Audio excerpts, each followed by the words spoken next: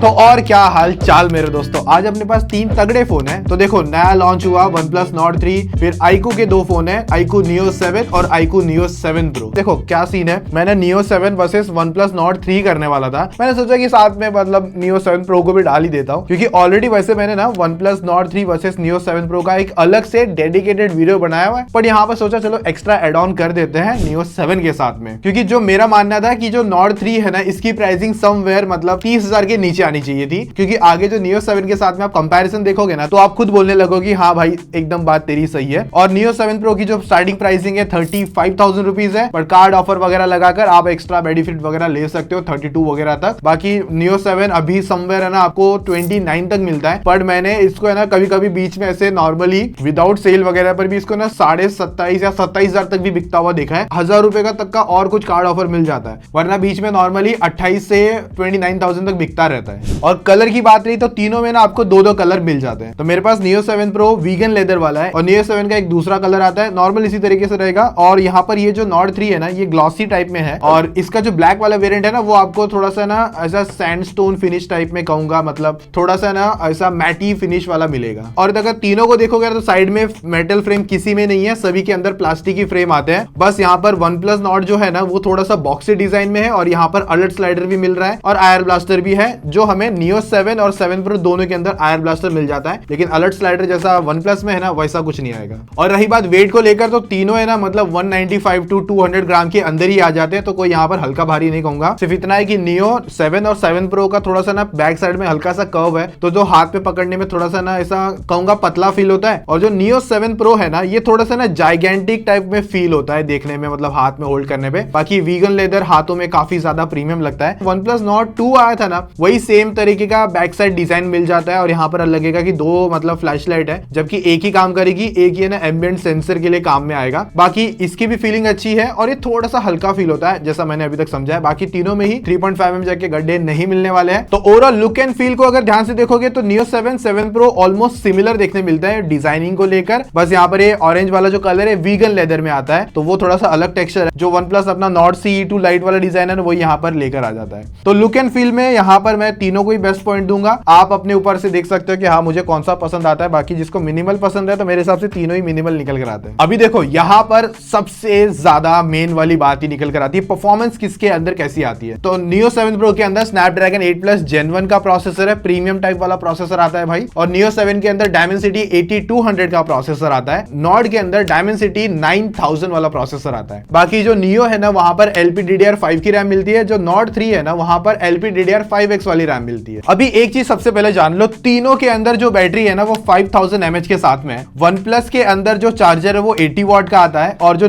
iQOO के अंदर मतलब दोनों iQOO के अंदर 120 वाट का चार्जर बॉक्स में ही मिल जाता है। इनकी अगर चार्जिंग स्पीड के लेकर बात करूं, तो आधे घंटे के अंदर iQOO दोनों ही चार्ज हो जाते हैं। और जो OnePlus है ना, मैंने मेरी टेस्टिंग में देखा था कि समवेयर कुछ 40 मिनट का टाइम लेता है 100% चार्ज होने के लिए। और कभी कभी iQOO भी 25 मिनट क्लेम किया है, लेकिन वो भी समवेयर कभी कभी 30 आ जाता है, तो कभी कभी 35 मिनट के अंदर चार्ज हो जाता है। तो एट दी एंड मैं बोलूंगा कि जो चार्जिंग स्पीड है दोनों ही iQOO के अंदर बेटर निकल कर आती है। अभी यहाँ पर सबसे ज्यादा एपिक मोमेंट होने वाला है भाई। आपको ये पता चलेगा कि जो आप एक्स्ट्रा पे करोगे Nord 3 के लिए ऑलमोस्ट 34,000 रुपीज, क्या वो सच में मतलब फायदेमंद होगा, या फिर Neo 7 में आपको जो 29 वाला प्राइसिंग ही पकड़ लेता हूं, ऑफर में तो और कम होता है, तो 29,000 तक भी बेस्ट आपको चीजें मिल जाएगी। Neo 7 Pro तो भाई एट दी एंड सिंपल बोलूंगा OnePlus Nord 3 से तो भाई विन कर जाता है एवरी ऑलमोस्ट सेगमेंट के अंदर। उसके लिए मैं डेडिकेटेड दोनों का जो अलग वीडियो बनाया वो आप लोग चेकआउट कर सकते हो। और थैंक यू सो मच। हाँ वैसे आप लोगों ने बहुत ज्यादा प्यार देते हो कंपैरिजन को, तो थैंक यू सो मच उसके लिए। और हाँ, हम भी कोशिश करते हैं कि आपको पूरा प्रॉपर डिटेल के साथ में सब चीजें समझा सके। वीडियो में आगे बढ़ने से पहले ना एक चीज और बोलूंगा भाई, वीडियो लाइक कर देना, क्योंकि आगे जो रिजल्ट होंगे ना भाई, वो बहुत एपिक होने वाले हैं। और सब्सक्राइब भी कर देना, 1 मिलियन के बहुत ज्यादा क्लोज है यार, तो आप लोगों का सपोर्ट बहुत ज्यादा जरूरी है। 1 मिलियन का नंबर टच करवा दो यार। और कमेंट करो कि कुछ और वीडियो की रिक्वायरमेंट है कंपैरिजन की, जैसे नथिंग फोन 2 भी आ रखा है, तो वो वीडियो मतलब उस फोन का कंपैरिजन किस फोन के साथ करे, वो सब कुछ आप लोग कमेंट के अंदर पूछ सकते हो। तो भाई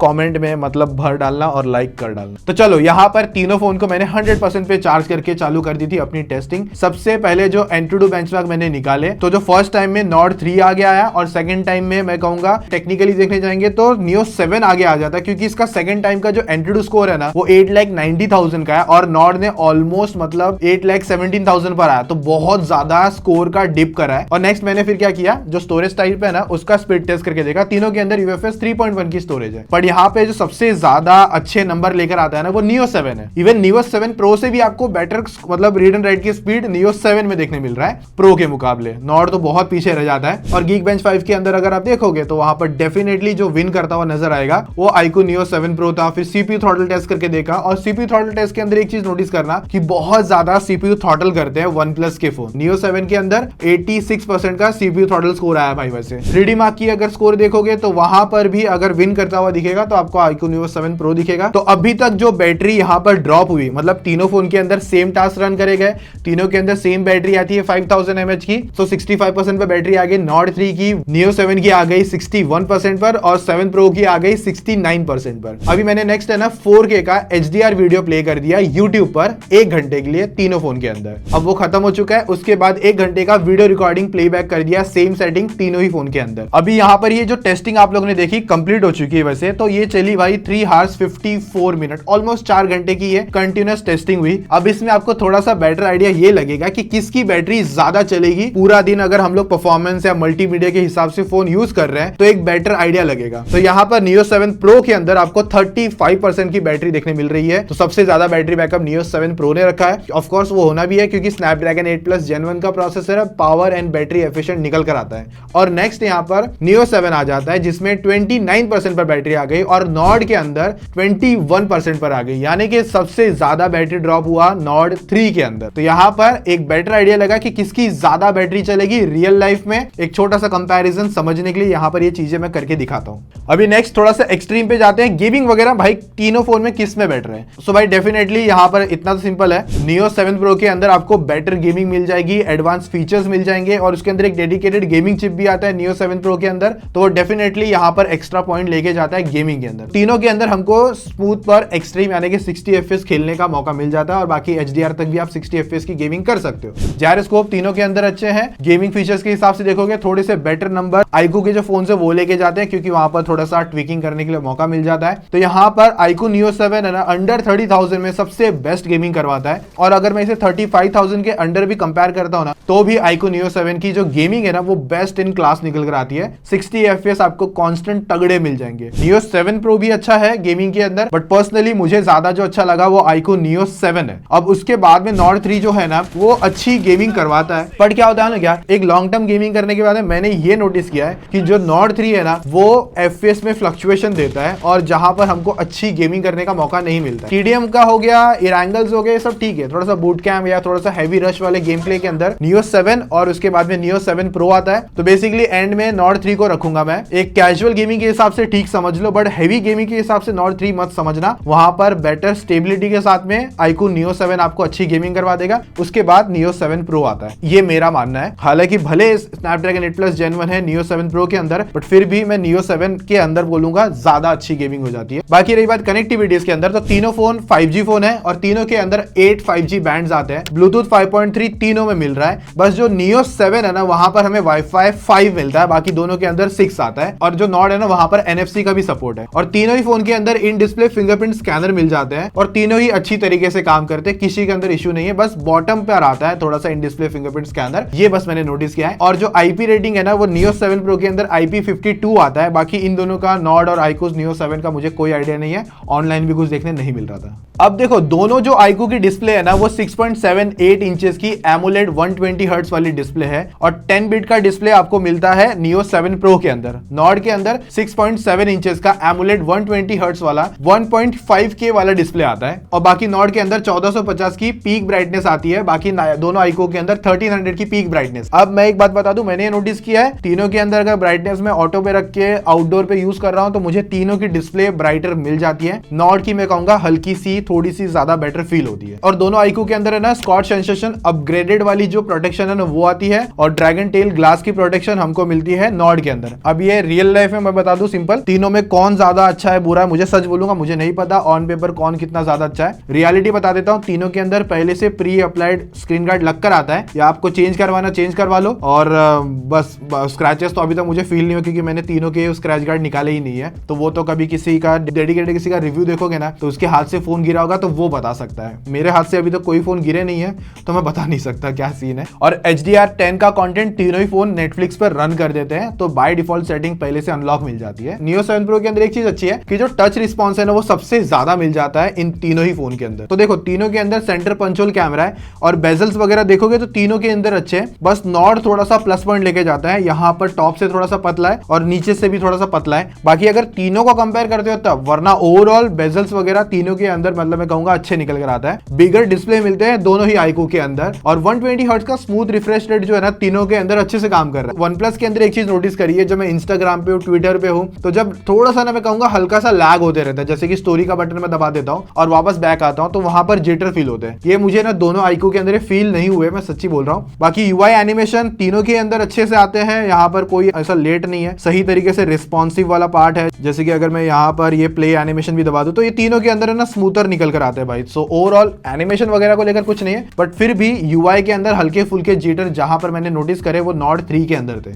और मल्टीमीडिया में अगर देखना चाहते हो तो भाई कोई इशू नहीं है, तीनों में ही अच्छे डिस्प्ले है। आप नेटफ्लिक्स पर, यूट्यूब पर, Amazon प्राइम पर कहीं भी कंटेंट देखते हो आपको डिस्प्ले से जो कलर आउटपुट मिलना चाहिए वो मिलेगा, डेफिनेटली अच्छा है। बस आईक्यू में एक चीज मैं बोलूंगा, एक सेटिंग अप्लाई कर लेना जो आपको मिलेगी डिस्प्ले में, फिर जाना है आपको स्क्रीन कलर्स में और वहां पर ब्राइट कर लेना, तब आईक्यू का डिस्प्ले बहुत ज्यादा पॉपी और मस्त कलर के साथ में मिलेगा। और देखो तीनों के अंदर डुअल स्टीरियो स्पीकर आते हैं, मतलब 2 स्पीकर्स है। अब कौन सा ज्यादा लाउडर है वो थोड़ा सा आप खुद ही सुन लो।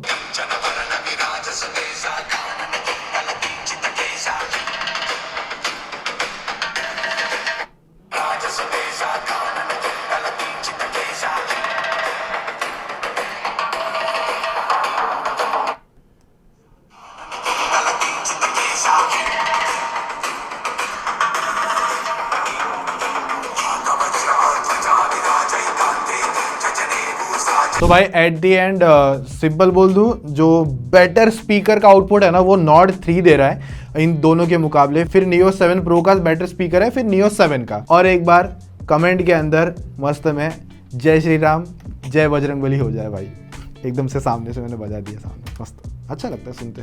जब थोड़ा सा मूड नेगेटिव होता है ना तब बजा लेता हूँ तो अच्छा लगता है, अच्छा शांति मिल जाती है हल्की सी। अभी रही बात सॉफ्टवेयर को लेकर, तो नॉर्ड 3 है ना 3 साल का एंड्रॉइड अपडेट और 4 साल का सिक्योरिटी पैच दे रहा है। बाकी दोनों ही आईक्यू 2 साल का एंड्रॉइड और 3 साल का सिक्योरिटी पैच देते हैं और तीनों ही लेटेस्ट एंड्रॉइड के साथ में आते हैं। बाकी आईक्यू के अंदर FunTouch OS 13 मिलता है और नॉर्ड के अंदर Oxygen OS 13 मिलता है। भाई मैं OnePlus के हर वीडियो में बोलता हूँ, बस Oxygen OS कहने के लिए लिखा हुआ है, वरना ये Oppo और अपना Realme वाला फील करवा देता है। सो Oxygen OS जैसा कुछ है नहीं इसके अंदर, एक बात मैं सिंपल बता दूं, मजा नहीं आता अभी के टाइम पे। बट हाँ, जिसको Oxygen OS का उतना याद ही नहीं है, कोई फर्स्ट टाइम यूजर है, तो एट द एंड मैं बोलूंगा कोई इशू नहीं है, तीनों सॉफ्टवेयर एक्सपीरियंस अच्छा निकाल के दे रहे हैं। एनिमेशन वगैरह नॉर्ड 3 के अंदर स्मूथ लगते हैं, आईक्यू के अंदर भी स्मूथ लगते हैं। तो ओवरऑल जो एक्सपीरियंस है सॉफ्टवेयर को लेकर तीनों का ही अच्छा है। आईक्यू में स्टिल मुझे अभी तक कोई इशू नहीं आया और नॉर्ड के अंदर अभी तक स्टिल कोई इशू नहीं दिख रहा है। और एक चीज अच्छी है कि रियलमी के जैसे यूआई में हमको एड्स वगैरह दिखते हैं ना, वो यहाँ पर तो अभी तक Oxygen OS के अंदर नहीं आया हुआ है, मतलब नॉर्ड 3 के अंदर तो नहीं किया है। क्योंकि जिनको नहीं पता, जो OnePlus है ना मतलब ओप्पो के पास है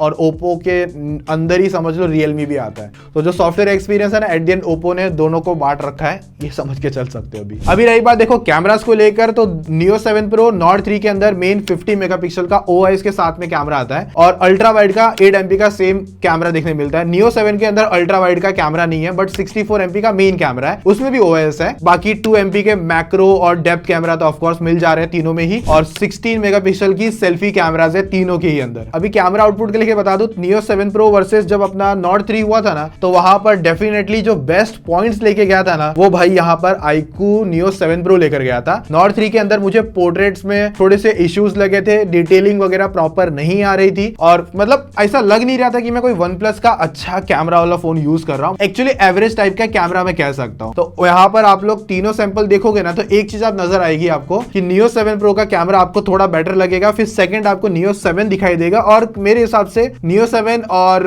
नॉर्ड 3 के अंदर थोड़ा बहुत ऊपर नीचे होता रहेगा। बट एट दी एंड अगर मैं सिंपल में बता दूं, जितने भी अभी तक कैमरा सैंपल अगर आपने देखे हैं, तो वहां पर ज्यादातर पॉइंट Neo 7 Pro लेके जाता है, और Neo 7 वर्सेस नॉर्ड 3 करोगे तो ज्यादा से ज्यादा पॉइंट Neo 7 लेके जाएगा। और मेन कैमरा में भी अच्छा आउटपुट दे रहा है, और अल्ट्रा वाइड के अंदर Neo 7 नहीं आने वाला क्योंकि लेंस ही नहीं है उसके अंदर, तो फोटो नहीं आएगी। तो यहाँ पर एक्स्ट्रा पॉइंट है ना नॉर्ड 3 ले जाता है। बट नॉर्ड 3 के जो अल्ट्रा वाइड वाले जो फोटोज है ना, उसमें भी डिटेलिंग ओके आती है, मतलब मैंने इतना नोटिस किया हुआ है। है। बाकी यहाँ पर आप लोग देख सकते हो 4K 60 FPS की वीडियो रिकॉर्डिंग तीनों ही फोन ले पा रहे हैं। तो गाइस ये वीडियो शूट हो रहा है OnePlus Nord 3, iQOO Neo 7 Pro और iQOO Neo 7 पे, और ये शूट हो रहा है 4K 60 FPS पे। आपको ऑडियो टेस्ट भी पता चल जाएगी कि कैसी आती है वीडियो शूट करते समय, और अब बाकी आप देख सकते हो आउटपुट कैसे आता है। नेक्स्ट मैंने 1080p 60 FPS की वीडियो रिकॉर्डिंग निकाल के देखी है, जिस पर आपको स्टेबिलिटी का आइडिया आ जाएगा और क्वालिटी वगैरह कैसी निकल कर आ रही है वो भी समझ जा रहा है। और रही बात सेल्फी को लेकर, तो तीनों ही फोन के अंदर फ्रंट में 1080p 30 FPS की वीडियो रिकॉर्डिंग मिल जाती है। तो यहाँ पर किस तरीके का आउटपुट है वो आप आइडिया ले सकते हो, और इवन रही बात स्टेबिलिटी को लेकर या क्वालिटी को लेकर वो भी समझ जाओगे। तो एक चीज नोटिस करना कि Nord 3 के जो कलर्स है ना वो थोड़े से ज्यादा पॉपी मिलते हैं, वो नेचुरल नहीं लगते, थोड़े से ना कलर आपको बूस्टेड मिलेंगे। ऐसा नहीं लग रहा कि अगर आपने रेड पहना है तो उस रेड को थोड़ा सा ना अलग ही मतलब ना रेड टोन से थोड़ा सा अलग ही लेके जाता है, वो नेचुरल फील नहीं करवाता। बट जो नेचुरल आपको Neo 7 और 7 Pro में नजर आएगा। तो यहाँ पर मैं स्टिल कहूंगा कैमरास के अंदर Nord 3 थर्ड आता है, सेकंड में अपना Neo 7 और फर्स्ट में Neo 7 Pro लेकर आ जाते हो। और एक बात बता देता हूँ, मैं यहाँ पर जो वीडियो बना रहा हूँ ये खुद से बना रहा हूँ। तीनों फोन मैंने खुद बाय करके आप लोगों के सामने वीडियो लेकर आ रहा हूँ। ब्रांड के यूनिट जो आते हैं वो चले जाते हैं भाई, फिर बाद में मैंने खुद खरीद के सारे वीडियो बनाए। हालांकि ब्रांड iQOO का मेरे पास Neo 7 Pro एडिशन आया था, बाद में वो चला गया है, बाद में मैंने खुद बाय किया है आप लोगों के सामने वीडियो लाने के लिए। Neo 7 Pro, Neo 7 दोनों का, और Nord 3 भी इवन बाय किया हुआ है। तो फाइनल वर्डिक्ट में क्या सीन निकल कर आता है, कौन सा फोन ज्यादा बेटर है? तो अगर Neo 7 वर्सेस Nord 3 किया जाए, प्राइसिंग के अकॉर्डिंग बहुत अच्छी परफॉर्मेंस, स्टेबिलिटी के साथ में कैमरास हो गए, बैटरी बैकअप हो गया, सब कुछ यहाँ पर Neo 7 विन कर जाता है कम दाम के अंदर। बस आपको अल्ट्रा वाइड मिस हो जाएगा, वो एक बात है। बट अल्ट्रा वाइड अगर आप यूज करते हो, बहुत कम लोग हैं जो अल्ट्रा वाइड के लाइक कैमरा लेंस है जो यूज करते हैं, ये मैं मानता हूँ। बाकी जो अगर होता तो यस डेफिनेटली एक प्लस पॉइंट होता, बट नहीं है तो नहीं है। ओवरऑल सभी चीजों के अंदर Nord 3 वर्सेस Neo 7 किया जाए तो यहाँ पर Neo 7 बेस्ट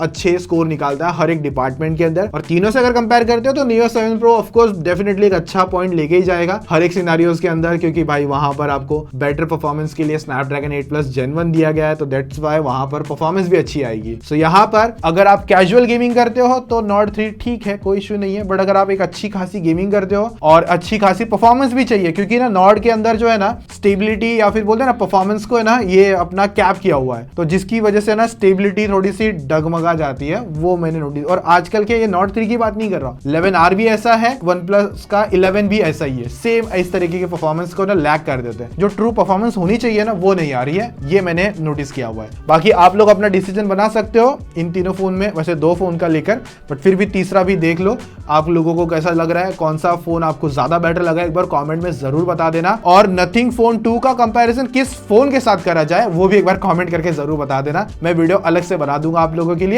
कमेंट भी कर देना, सब्सक्राइब भाई डेफिनेटली करना मिलियन के यार, इतना तो नहीं, थोड़ा ज्यादा ही मतलब है, क्लोज हो, बस आप करोगे तो ऐसा गोल्ड बटन हाथ में आएगा, फटाफट कर देना। बाकी मैं मिलूंगा ऐसी और इंटरेस्टिंग वीडियोस में, तो अभी के लिए take care, tata, bye bye, जय हिंद।